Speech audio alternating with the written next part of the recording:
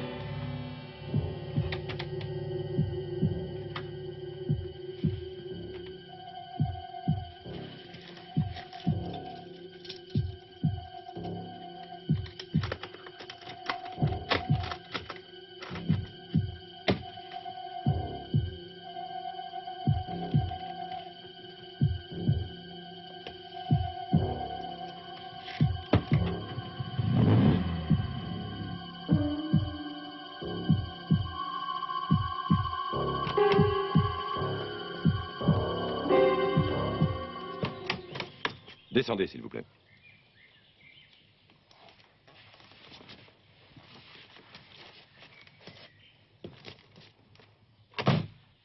Qu'est-ce qui s'est passé?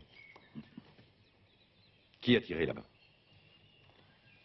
Quand vous savez qu'on a tiré dans... Tournez-vous.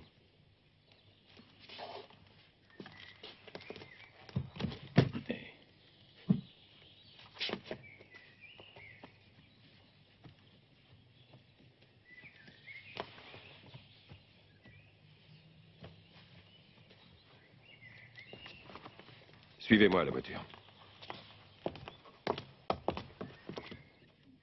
Pour l'instant, nous ne pouvons pas tirer de conclusion exacte. Nous devons attendre des résultats plus précis. Vous ne vous opposez pas à ce que je vous enregistre? Non? Et pourquoi? Vous allez bien taper un rapport de police que je devrais signer, non? Tiens, tiens, monsieur est habitué. Vous avez souvent affaire à la police. J'étais policier avant de devenir détective privé. Des problèmes dans votre carrière? Ouais. Vous étiez ici en tant que détective privé engagé par le docteur Windsor. Non, non. Je suis gardien. Le docteur ne me connaît pas. Il ne m'a encore jamais vu. Je n'ai pas encore eu cet honneur. Je suis censé être le nouveau gardien du professeur. Par qui avez-vous été engagé? Sa femme, Madame Windsor. Et vous connaissez bien cette Madame Windsor? Où est-ce que vous voulez en venir exactement? Non, nulle part. Je suis le gardien ici. Je suis plus détective privé, c'est fini tout ça. Quand j'ai su qu'on cherchait un gardien dans cette maison, je me suis présenté, j'étais engagé. Bien sûr, à notre époque, il faut savoir s'adapter. Comment avez-vous su qu'on cherchait quelqu'un? Je m'en rappelle plus. Oui, c'est pas important. J'imagine que vous avez eu connaissance de cette offre d'emploi par l'intermédiaire de vos relations. Hein? Quand avez-vous commencé ce job? Depuis 4 jours. Des événements particuliers à signaler pendant ces 4 jours? Un meurtre, c'est tout.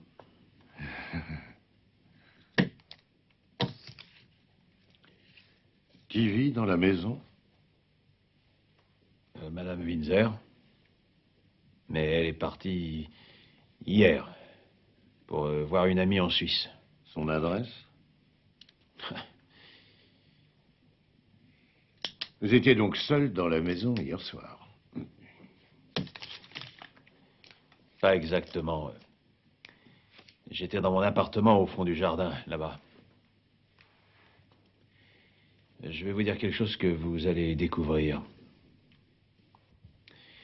L'arme que vous avez trouvée, celle qui était près de la victime, c'est la mienne. Et vous la rangiez où, cette arme? Dans ma chambre, dans un des tiroirs de l'armoire.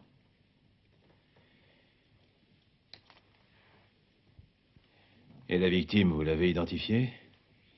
Vous la connaissez? Non. Jamais vue? Bien sûr, vous ne savez pas comment vous êtes passé de votre lit au salon. Non. Vous savez qui vous a habillé? Non. Le médecin n'a constaté aucune blessure sur vous. Seulement cet affreux mal de crâne. Savez-vous pourquoi cette porte qui est ouverte d'habitude a été trouvée ce matin mystérieusement fermée? Quand vous avez fait votre ronde cette nuit, elle était aussi fermée? Oui. C'est aussi étrange que le téléphone. Quel téléphone? Celui que vous avez utilisé pour appeler la police. Il marche pas. Venez voir.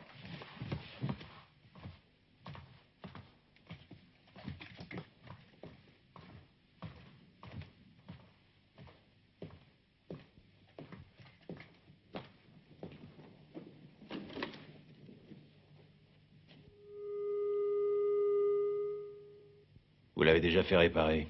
Non, il fonctionnait quand nous sommes arrivés. Je peux téléphoner? Et à qui? À mon avocat.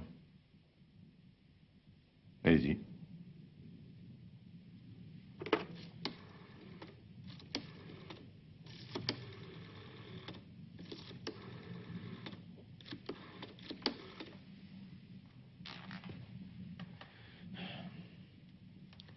Dieter, c'est moi. Je suis dans la merde. Dis-en le moins possible. S'il te libère, tu viens immédiatement. Sinon, tu me rappelles. Ciao.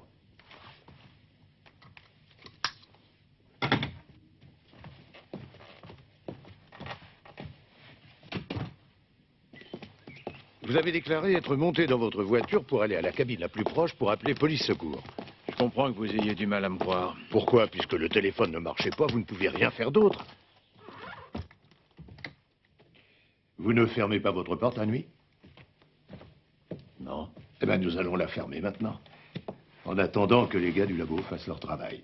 Ils vont aussi inspecter votre voiture. Ils auront fini ce soir. Dites-moi, vous avez un autre appartement? Oui, pourquoi? Parce que vous auriez pu prendre une chambre d'hôtel à nos frais. Je pense que vous voulez vous reposer.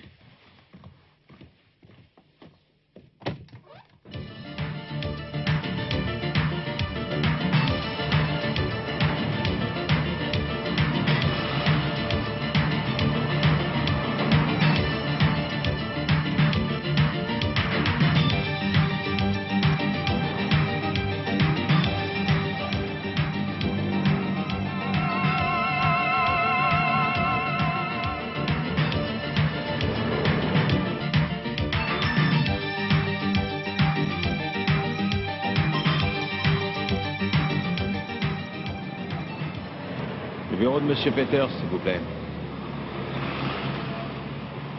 Matula. Je voudrais parler à Monsieur Peters. Matula. Et il m'a dit que je pouvais le contacter quand je me trouverais dans une situation exceptionnelle. Je dois absolument lui parler maintenant. Parce que la situation exceptionnelle, elle est arrivée. Je regrette, monsieur. Il est à l'étranger. Je ne peux pas le joindre en ce moment. Mais vous pouvez me laisser un message. Dans ce cas, je ne peux pas vous aider. Quand est-ce qu'il sera de retour? Bon, merci. Je vous rappellerai.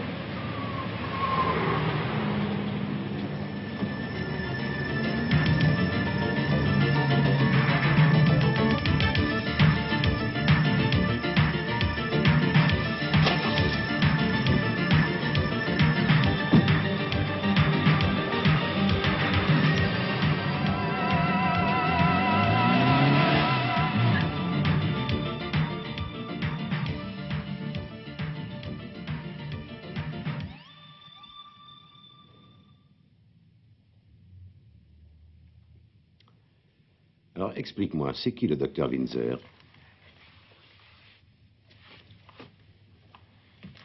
C'est un mathématicien, un cinglé d'électronique.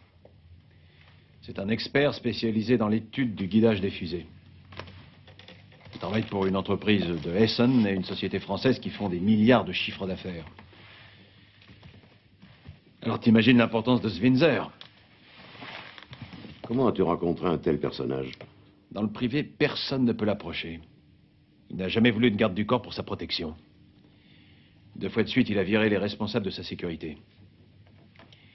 C'est pour ça que j'ai été engagé secrètement pour pouvoir le protéger. Engagé par qui? Non, c'est pas important. Ah bon, tu trouves? Je leur ai donné ma parole d'honneur. Juré craché, comme chez les scouts. Ouais, à peu près. Je commence à comprendre pourquoi tu ne venais plus me voir. Pourquoi tu dis ça? J'étais pris à plein temps. Bien que ton client soit absent. J'avais comme instruction de ne pas quitter la maison. T'as pas pensé à te servir du téléphone? Avant de venir ici? Maintenant, la police a pris ma place. Pourquoi pas dès le début? Dès le début, pourquoi? Parce que quand un homme est si important en ce qui concerne l'armement, c'est la police ou les services secrets qui devraient assurer sa protection. Ça, j'en sais rien. Qu'il protège quand il n'est ni à son domicile, ni... Au fait, où il est en ce moment? Il est en France. Et qu'il protège là-bas? Et j'en sais rien. D'ailleurs, ça ne me regarde pas. Tu ne crois pas qu'ils ont cherché à trouver le pigeon idéal et que tu sembles en avoir le profil parfait?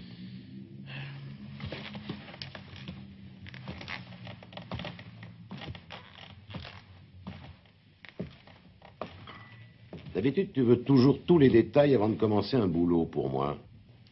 On m'a proposé une grosse somme d'argent. Et j'en ai besoin, figure-toi. Oui, tu cumules les salaires. Premièrement, tu es payé comme gardien par Windsor et deuxièmement par la mystérieuse personne qui t'a engagé comme garde du corps. Qu'est-ce qu'il y a d'illégal là-dedans? Tout dépend de ton contrat de travail et de la façon dont il est rédigé, précisément. Je peux le voir? Il n'y a pas de contrat. Bizarre. Et comment tu te serais débrouillé pour les impôts?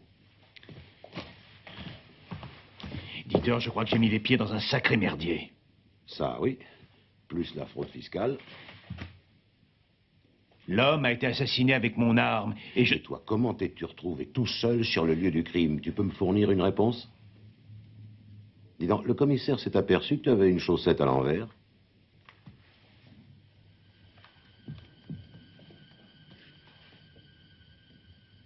Je vais t'appeler œil de lynx.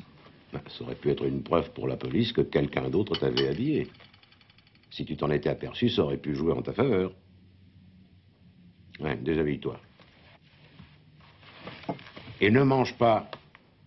Non mais t'es fou, quoi. Déshabille-toi. Puisque tu n'as pas été assommé, on t'a certainement fait une piqûre qui t'a endormi pour pouvoir t'habiller et te transporter dans le salon de la villa. Avec les 5 bières que tu avais bues, tu ne t'es certainement rendu compte de rien.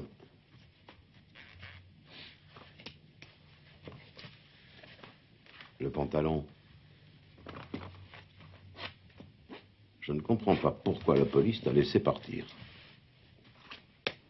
Ah, là est un petit hématome, à l'endroit de l'injection. Ils ont dû utiliser de l'éther. L'explication du mal de crâne. Bon, ben tu peux te rhabiller. La police a dû faire semblant de me relâcher. Qu'est-ce que tu crois qu'ils font, les 2 gars qui sont dans la bagnole rouge, là, en face de chez toi?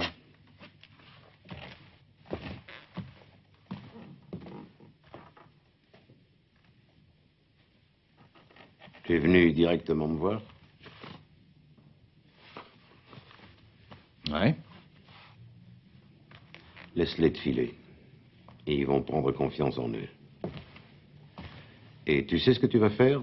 Je vais me reposer quelques heures. Faux.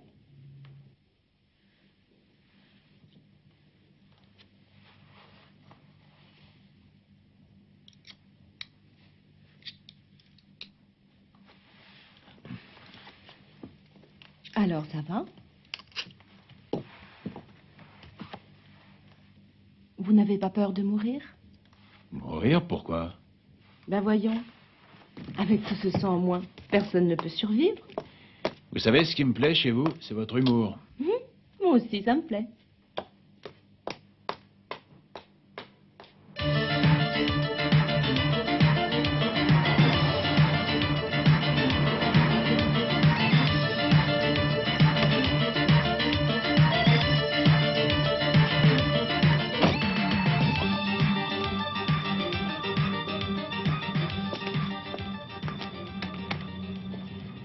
Bonjour, monsieur Matula. Bonjour, Madame Meissner.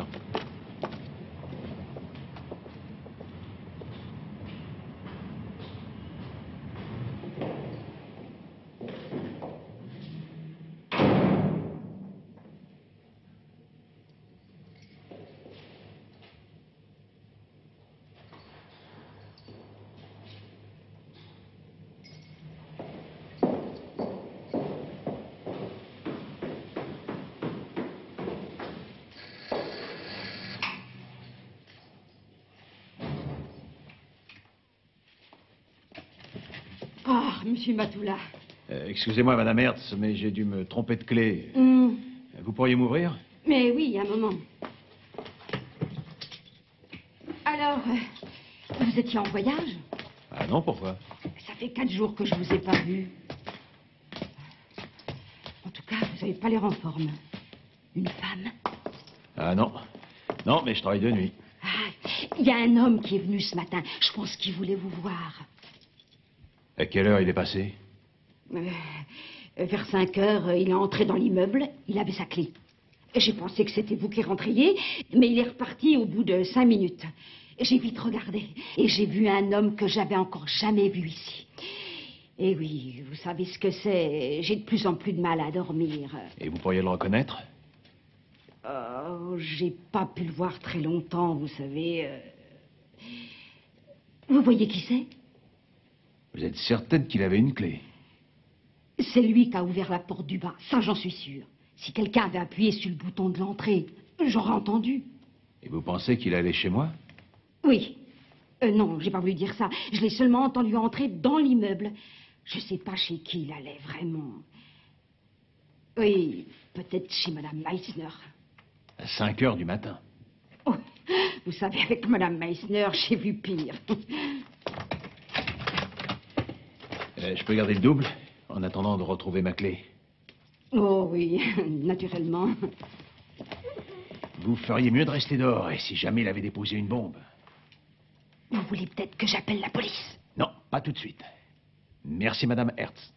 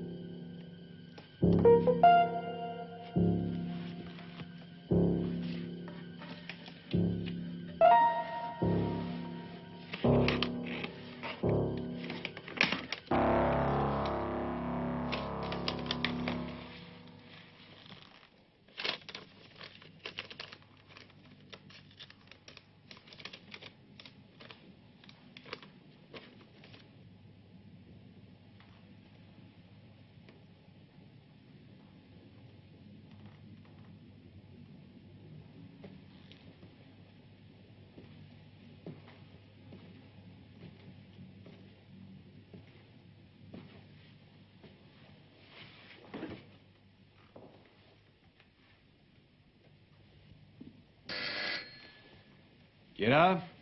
Police. Ouvrez la porte, s'il vous plaît.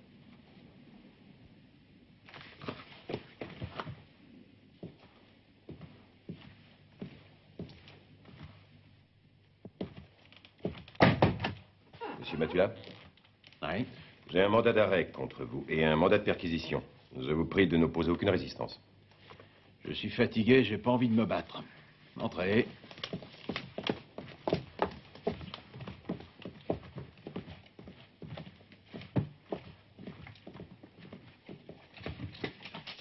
Ces papiers devraient vous intéresser. Je viens de les trouver sous le billard. Et en cherchant bien, vous en trouverez sûrement d'autres. Monsieur Matula, si vous voulez bien prendre quelques vêtements, nous devons partir. Je peux téléphoner à mon avocat? Mais je vous en prie.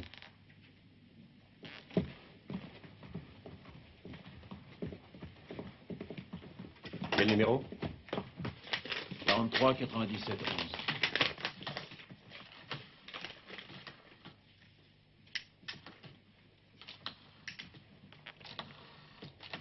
Comment s'appelle-t-il? Renz, maître Renz. Pourrais-je parler à maître Renz, s'il vous plaît, madame? C'est au sujet de l'arrestation de Joseph Matula. Maître Renz? Je vous passe monsieur Matula. Dieter.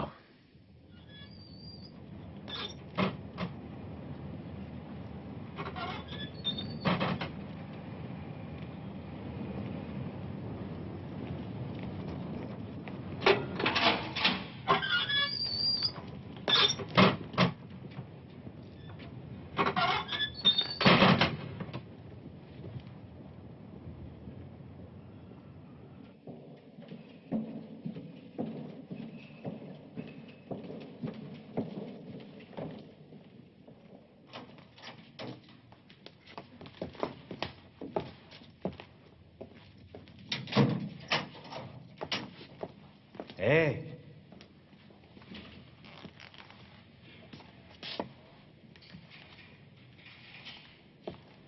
Ça me rappelle de vieux souvenirs, pas toi? De temps en temps, la prison me manque. C'est un peu ma deuxième maison. Et tu viens, on y va. Non. Je crois que cette fois-ci, ça va devenir ta résidence principale. Mais viens, ils n'ont aucune preuve contre moi et je connais un très bon avocat. Un autre, peut-être. Pas moi. Bon, et je vais tout expliquer calmement, il t'aura plus qu'à parler au juge. Je viens de le voir, le juge.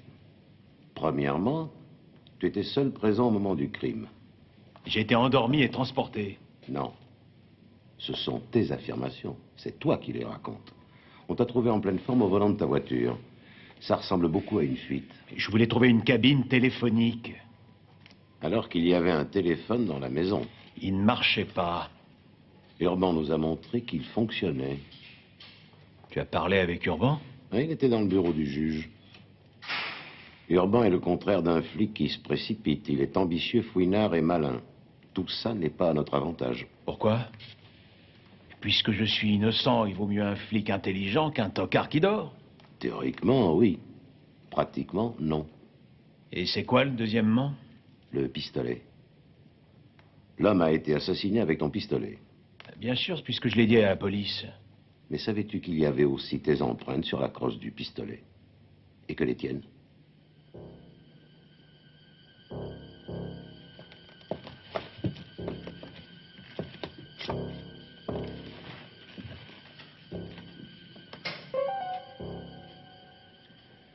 En fouillant ton logement de gardien puis ton appartement, ils ont trouvé des photocopies des travaux de Dr. Windsor. Ah. Et Urban, il en a conclu quoi? Ça, c'est le travail du juge d'instruction. Monsieur Urban ne s'occupe que des indices.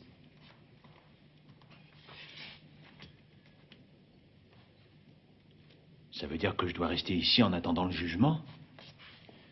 Le juge pense que tes premières déclarations étaient pour le moins confuses. Mais c'était la piqûre! Le labo, il a fini les analyses? Demain. Bon, alors j'attendrai jusqu'à demain. C'est qui la victime? La police prétend ne pas l'avoir identifié. Et ça, j'ai du mal à le croire. Je suis sûr que tous les gens qui travaillent pour l'armement sont suivis de près par les services secrets. Ça voudrait dire quoi? Que tu as affaire à des professionnels très entraînés et qu'ils ont certainement des moyens financiers illimités.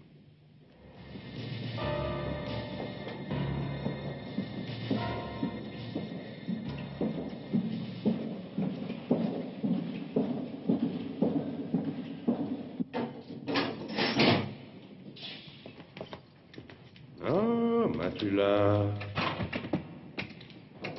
Je pensais que ton ami était venu te chercher. Comment je dois prendre ça? C'est le coup de foudre, hein? Tu peux plus te passer de moi.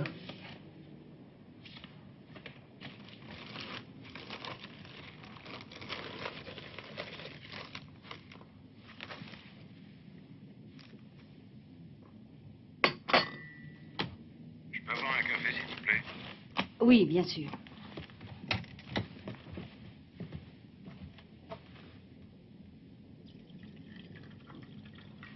Merci. Je viens juste de finir de lire les journaux.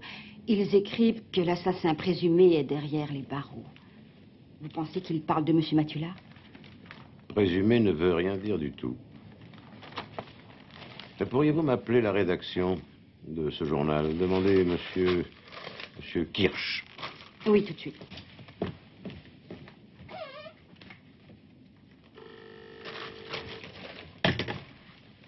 Oui? Passez-le-moi. Renz, j'aimerais parler au journaliste Siegfried Kirsch, s'il vous plaît. Vous auriez son numéro personnel? Et vous pensez que je le trouverai là-bas? Merci beaucoup. Au revoir.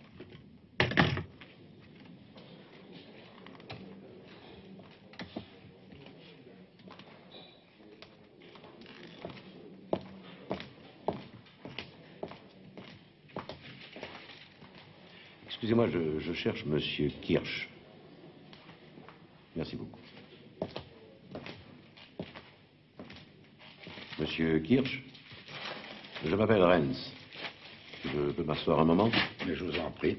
Merci. C'est à propos de Je vous l'affaire... connais très bien, Maître Renz. Comment se porte votre protégé? Très mal. Vous pensez le tirer d'affaire? Je vais essayer de prouver qu'il est innocent. Maître Renz, si vous pouvez me démontrer sa non-culpabilité dans cette affaire, alors j'écrirai un roman. Mais ce qui sera important le jour du jugement, ce sera le bien fondé des accusations du procureur et votre habileté à prouver son innocence. Qu'est-ce que vous en dites? Quelles sont vos chances? Je serais déjà plus renseigné si je connaissais le nom de la victime. Difficile à dire. J'ai cru comprendre en lisant votre article entre les lignes que vous le connaissiez bien. Oh, vous êtes un fin lecteur, mais inattentif, Maître Renz. J'ai cru en effet l'avoir rencontré plusieurs fois, mais je n'ai jamais dit que je le connaissais bien. C'est vrai. Vous n'avez pas dit de nom. Vous savez, le nom n'est pas important pour ce genre d'homme. Vous l'aviez rencontré où? À chaque fois qu'une transaction devenait dangereuse, il était sur les lieux. Une transaction? Oui, l'armement brasse des sommes d'argent colossales. Il ne s'agit pas d'un simple commerce, mais de chars, de bombes, de mirages, exocètes, etc. Café? Oui. 2 cappuccini et une grappa. Bien, oui, je l'ai rencontré d'abord à Téhéran, après ce fut Managua, puis Beyrouth et Kampala. La plupart du temps, il résidait dans le même hôtel que les journalistes. À Buenos Aires, pendant la guerre des Malouines, nous étions à l'Independencia. Oui, le soir, on se retrouvait au bar. Il buvait toujours, attendez, des Cuba Libre. Oui, c'est bien la seule chose que je sais sur lui. Dans votre article, vous avez développé une certaine théorie. J'ai fait ça? Ah, c'est même très clair. Alors là, vous me surprenez. Vous expliquez... non, vous essayez de démontrer... Si, je vous assure, que mon client Matula et la victime appelée X sont tous les deux des espions qui essayaient de subtiliser les secrets militaires du docteur Windsor. L'un d'eux, Matula, s'était introduit dans sa vie privée comme gardien. Quant à l'autre, il avait préféré la manière expéditive du cambriolage. Matula a surpris son concurrent en flagrant délit et il n'a pas hésité à le tuer. Eh oui. Merci bien.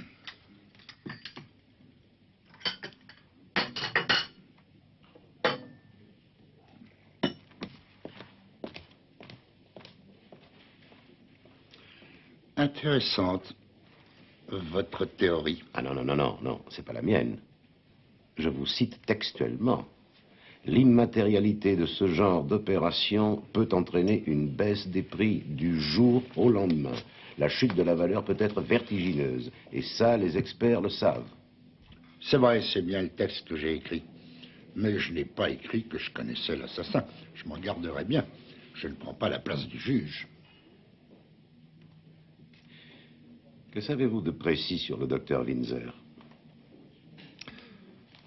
Un génie. Excentrique. Toujours mêlé à des épopées amoureuses connues. Si je devais élucider un mystère sur cet homme, je commencerais d'abord par me renseigner en questionnant certaines des femmes qu'il a connues. C'est son unique faiblesse, mais à votre place, je chercherai la femme. La femme, mes Prince. Monsieur Kirsch, téléphone. Si vous voulez bien m'excuser. Je suis très heureux d'avoir fait votre connaissance.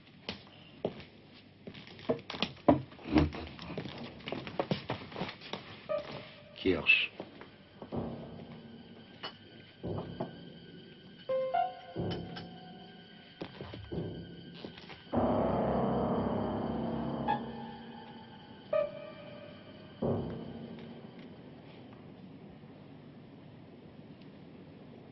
À quoi tu penses, Matula?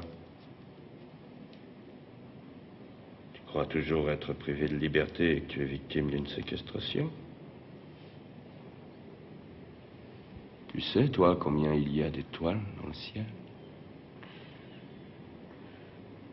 Fous-moi la paix. Peut-être un nombre infini. Est-ce qu'on le sait? Il y a beaucoup de choses qui le prouvent. Et si c'est vrai qu'il y a une infinité d'étoiles là-haut, alors dans un petit carré, comme celui-ci, il y a une infinité d'étoiles. Pourquoi tu veux posséder l'immensité? Fous-moi la paix. On ne peut pas jouer aux échecs. Le nombre de coups, lui aussi, est illimité. Si je joue E4, tu ferais quoi? Vas-y, réfléchis. Te laisse pas influencer. Personne t'empêche de jouer. Tu as tout le temps. Tu es libre.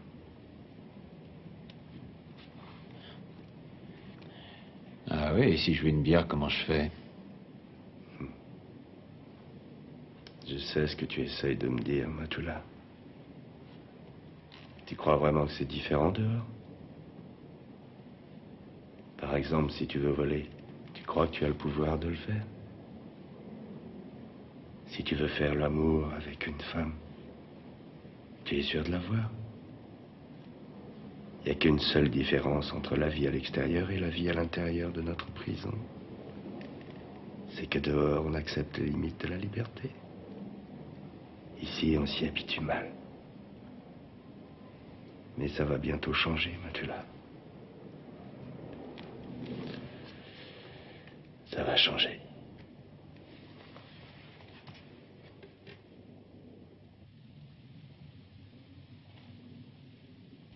Ah, joli coup, monsieur le procureur.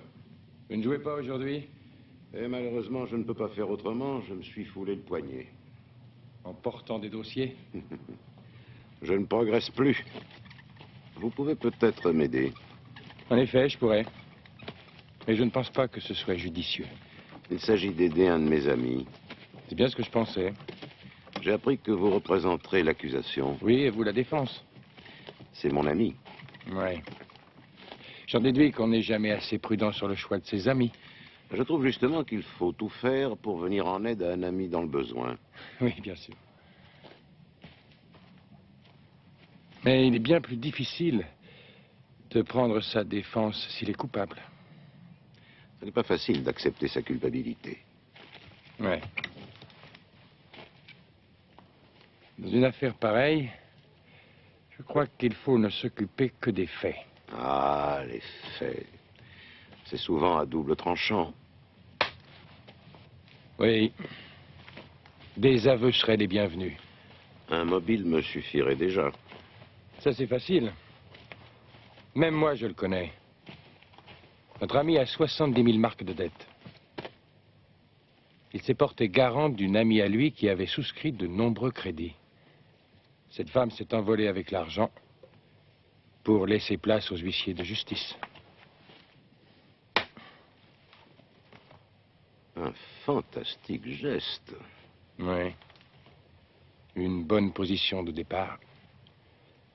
Mais l'arrivée doit être dans le trou.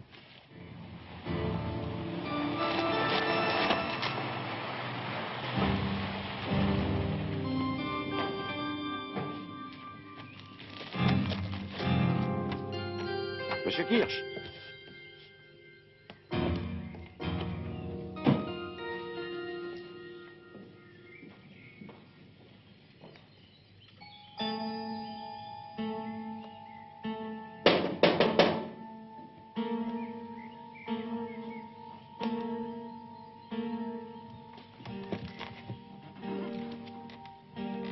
Y a quelqu'un?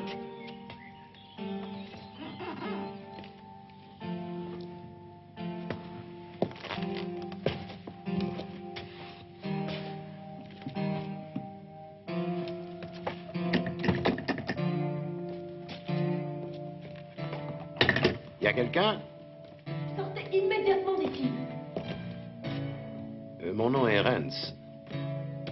Ça n'est pas vous que j'ai eu au téléphone? Excusez-moi, s'il vous plaît. J'avais complètement oublié notre rendez-vous. Je viens d'avoir une discussion très désagréable. Je suis encore un petit peu nerveuse. Ah bon, vous n'êtes pas seul. Je vous dérange. Oh, non, non, non, non, non, non. Non, c'était une conversation téléphonique avec mon mari. Venez, nous allons passer au salon.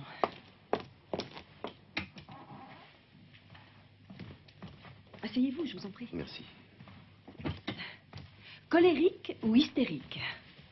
Voilà notre sujet favori de dispute depuis 20 ans. Je suis persuadée d'avoir un caractère coléreux, mais mon mari dit que je suis hystérique. Si vous me permettez d'enrichir ce choix d'un autre qualificatif, je dirais plutôt que vous avez du tempérament.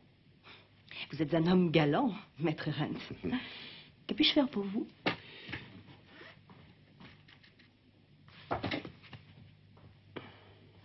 Je vous présente ma fille, Nathalie. Comme je vous l'ai expliqué au téléphone, je suis chargé de défendre votre gardien qui est suspecté d'être l'auteur de l'assassinat commis chez vous. Oui, je ne comprends absolument pas. Mais pourquoi a-t-il été arrêté? Cet homme, monsieur... Matula. Oui. Ce monsieur Matula a été engagé comme gardien chez nous. Ce qui veut dire qu'il était aussi responsable de la sécurité et de l'ordre de cette maison. Ce qui est important puisque nous étions tous partis en voyage. Il a surpris un cambrioleur en flagrant délit.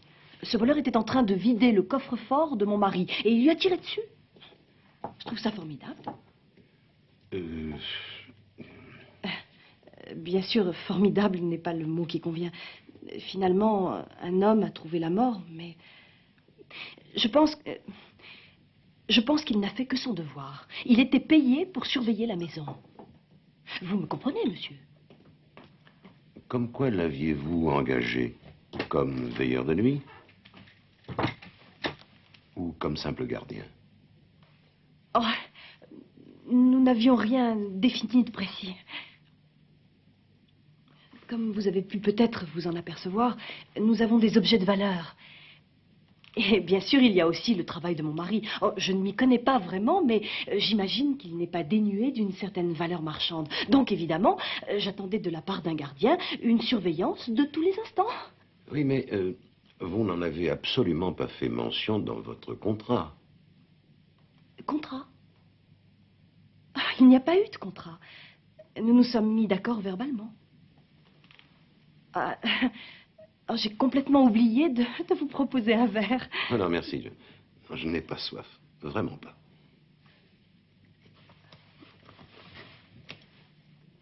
Vous savez, c'est moi qui ai engagé M. Matula. Oui.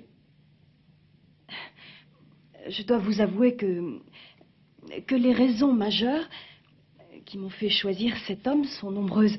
Je trouve que Monsieur Matula inspire la confiance.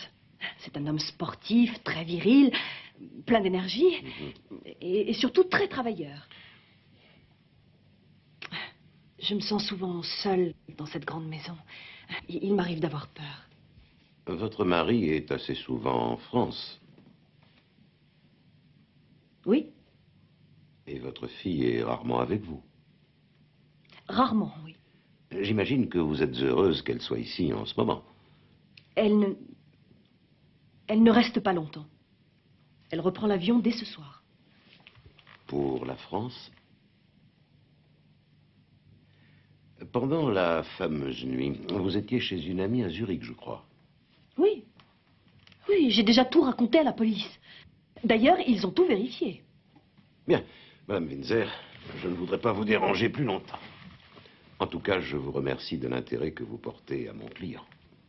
Quand vous le verrez, je veux dire, si vous lui parlez, saluez-le de ma part. Et aussi dites-lui qu'il n'est pas licencié. Notre contrat verbal tient toujours.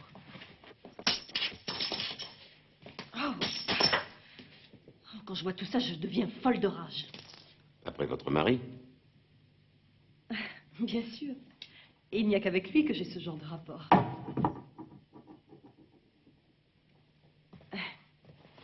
Ce n'est pas la même chose chez vous? La personne qui vous met le plus en colère, ce n'est pas votre femme? Je suis divorcé. Ah oui. Nathalie, je te présente Maître Rennes. C'est l'avocat de notre gardien qui...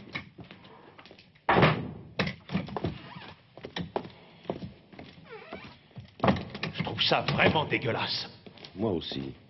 Je te remercie, ça fait 3 jours que t'es pas venu me voir. Tu veux que je te dise, je crois que t'es incapable de me sortir de ce trou. Moi aussi, j'ai été étonné en apprenant que tu t'étais porté garant. 70 000 marques pour une inconnue, et j'apprends ça par le procureur. Pourquoi il t'a dit ça? Ça, c'est une bonne question. Tu préférais peut-être qu'il attende le jour du procès? Je t'en ai pas parlé parce que j'étais sûr que tu m'aurais prêté cet argent. Ça, je n'en suis pas si sûr.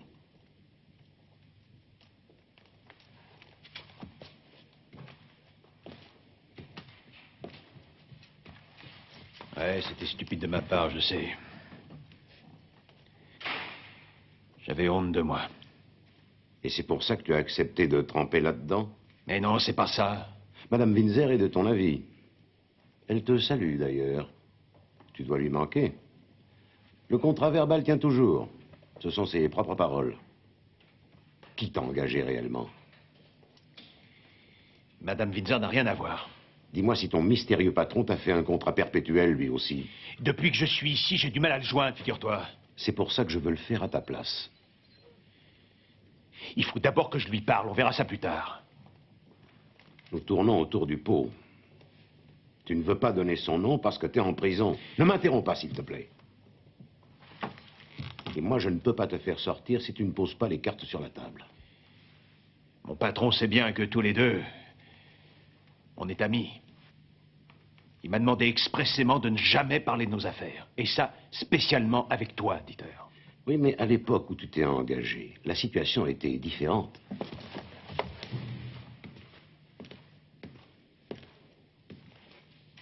J'étais engagé pour ce boulot parce qu'on a confiance en moi. Et pas parce qu'on m'a trouvé meilleur qu'un autre. Toi, t'as fait des études. T'es un avocat brillant. Moi, je n'ai qu'une seule chose. Je n'ai que ma parole d'honneur.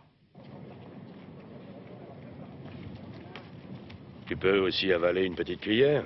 Tu iras à l'hôpital. Et je fais comment? Tu dis au gardien que tu es malade, il t'examine à fond, et il t'envoie à l'hôpital pour t'opérer et retirer la petite cuillère que tu as avalée. Ah oui, merci beaucoup. Oui, mais comme ça, tout le monde te foutra une paix royale pendant au moins 15 jours. Marc, les toubibs surveillent de près les détenus qui vont à l'infirmerie.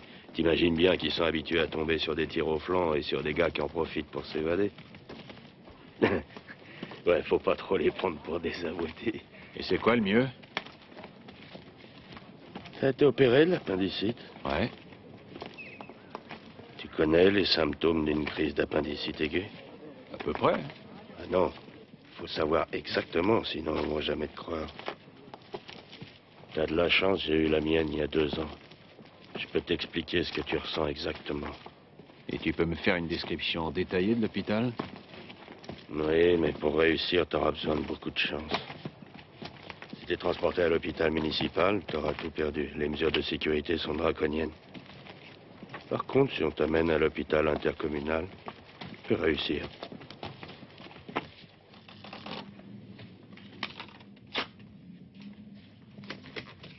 Je ne peux que vous déconseiller de vendre en ce moment.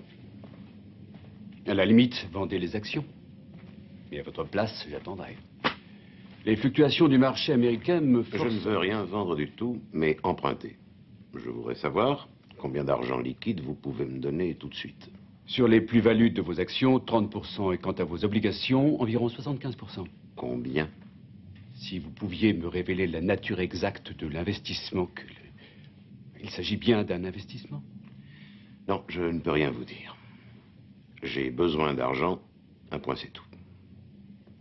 Vous savez pertinemment que dans ce cas, les intérêts que nous pratiquerons seront supérieurs... Mais c'est très clair. Bien, alors... 250 000 marks. Comme vous êtes un bon client et que je vous connais bien, je peux aller jusqu'à 280 000, ça va? Espérons. Nous sommes dans l'obligation de croire que l'accusé n'a pas agi seul. Pour l'instant, rien ne dit que nous avons affaire à une bande. Écoutez-moi, maître Renz. N'essayez pas d'interpréter différemment mes conclusions. Je ne viens pas de vous dire que le meurtre avait été commis par plusieurs assassins. L'homicide, si vous voulez. Je parle de toute la structure d'espionnage à laquelle nous sommes confrontés dans cette affaire. Dans ce genre d'activité criminelle, le tueur est rarement seul. Monsieur Matula n'a pas agi sans commanditaire, ni informateur et complice de toutes sortes. Hypothèse. Oui, bien sûr. Mais elle est plausible. Je dirais même vraisemblable. Et logique, mon hypothèse. Il suffit de bien regarder l'accusé. Ce n'est pas un homme de décision.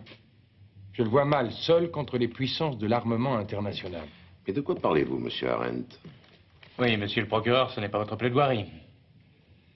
Je suis au cœur de notre affaire et je peux vous donner deux raisons valables de refuser la liberté provisoire. La fuite organisée et le risque de collusion. Je pense qu'une fois que M. Matula sera libre, il fera les choses suivantes. Petit A, prendre contact avec ses supérieurs immédiats. Expliquer. Attendre les instructions. Puis, petit B, préparer avec ses complices sa fuite et sa disparition dans un pays quelconque. Il y a même une autre possibilité, C, qui arrive fréquemment dans ce genre de situation, c'est que ses supérieurs estiment que Matula en sait trop et qu'il doit disparaître de façon définitive. Dans ce cas, le tribunal qui aurait accordé la liberté provisoire serait responsable. Je vous comprends, mais M. Arendt parle en termes qui, malheureusement, n'existent pas, la détention préventive. Comme vous voulez. Limitons-nous aux deux premières possibilités, A et B. Deux éventualités qui ne sont fondées pour l'instant, et vous le savez, qu'uniquement sur vos hypothèses, monsieur le procureur. L'existence d'un réseau. C'est possible, mais pour vous opposer à la liberté conditionnelle, vous devrez me fournir des explications plus claires. Et surtout des preuves. Monsieur Matula, qui vous a engagé pour travailler chez Madame Windsor? C'est Madame Windsor qui m'a engagé comme gardien. Je me sens mal. Excusez-moi, je pourrais avoir un verre d'eau? Apportez à boire à monsieur, s'il vous plaît. Et n'oubliez pas de refermer la porte derrière vous.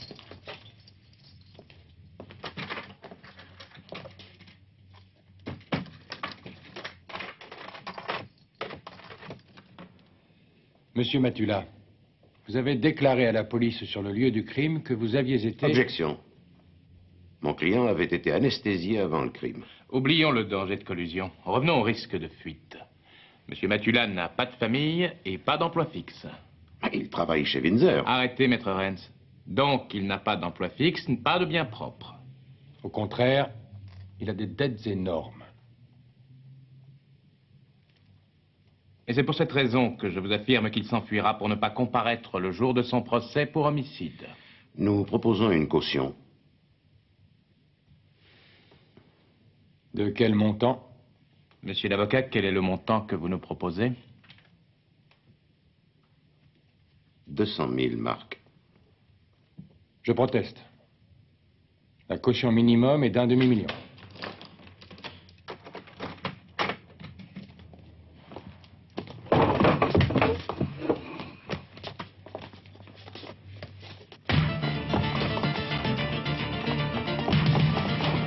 Arrêtez-vous!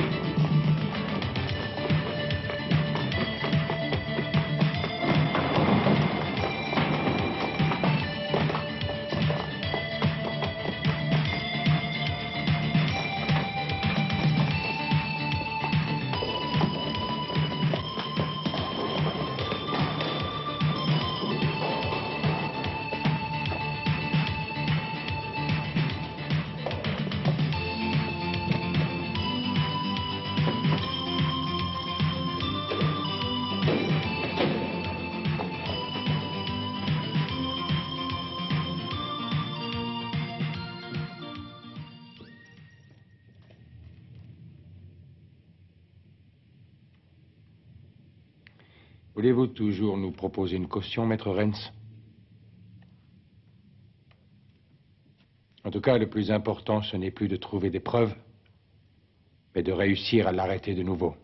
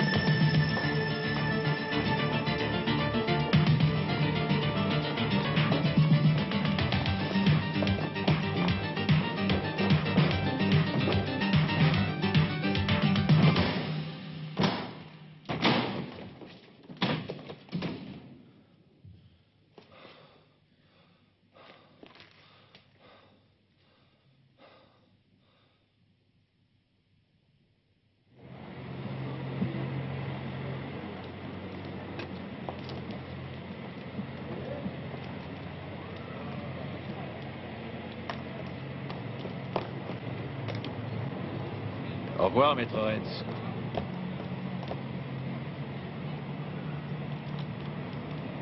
Tout est en ordre. Merci, monsieur.